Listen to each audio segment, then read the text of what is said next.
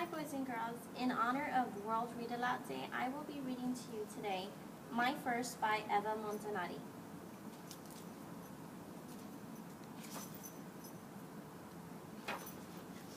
I was really looking forward to my birthday. I was sure I was getting a doll. I already had the baby carriage and embroidered socks from where I was younger, ready and waiting for him. So as I opened the present, you can imagine how disappointed I was when I discovered he didn't have any curls, freckles, or chubby little hands. "It's much better than a doll, Alice," my mom said. "It's alive, it tells stories, it will stay with you all your life." I fought back my tears. "Sure, but where do I put my socks?"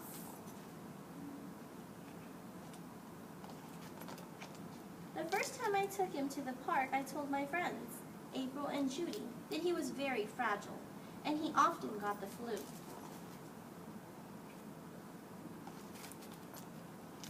That's why I always kept him wrapped up in warm shawls, scarves, and blankets. Whenever April and Judy asked to look at him, I said, "Shh, don't wake him, he's sleeping," and they believed me. To tell you the truth, I started to like him a lot. At night, he kept me awake for hours. I never got tired of listening to the stories he told, and even though he was very polite and never asked to hear mine, he always made me think of new ones, at least until my eyes closed and I fell asleep.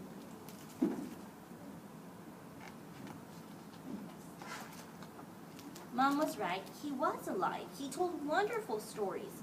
I wanted to show him to my friends, but how could I explain that if you tried to cut his hair, it wouldn't grow back like on Judy's doll, or that his voice wasn't very loud at all, and that to hear it, there wasn't a push button on his back like April's doll?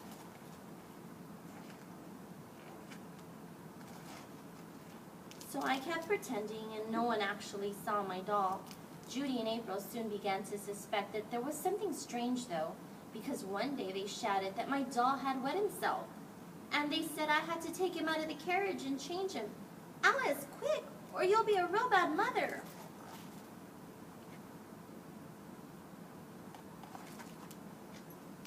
I had to lift him out by his socks, which I'd finally managed to make him wear. Judy and April looked in dismay at my doll, who had no hair at all, just sheets of paper, who didn't have a loud voice.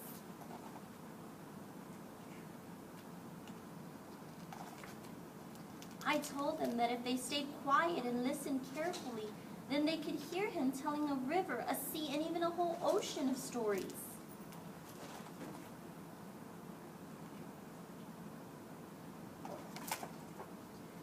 "It's you who's telling stories," said Judy and April, laughing at me. I ran away thinking, it's all Mom's fault, wanting to do something different. Instead of giving me a doll as a present, she just gave me a dumb book, making me look so dumb in front of my friends. "He's alive, he tells stories, he'll stay with you all your life." It wasn't true at all.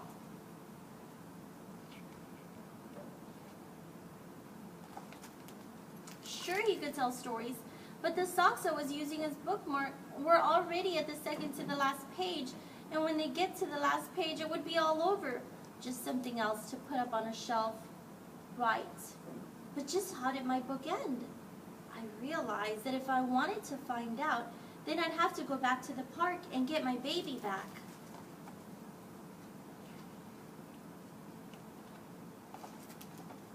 I ran to the park and found the baby, carriages and all, together by the swings. And where was my baby?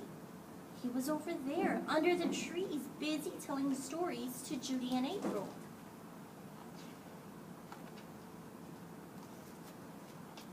So I got close to them and sat down without making a noise, because I know another thing about my doll.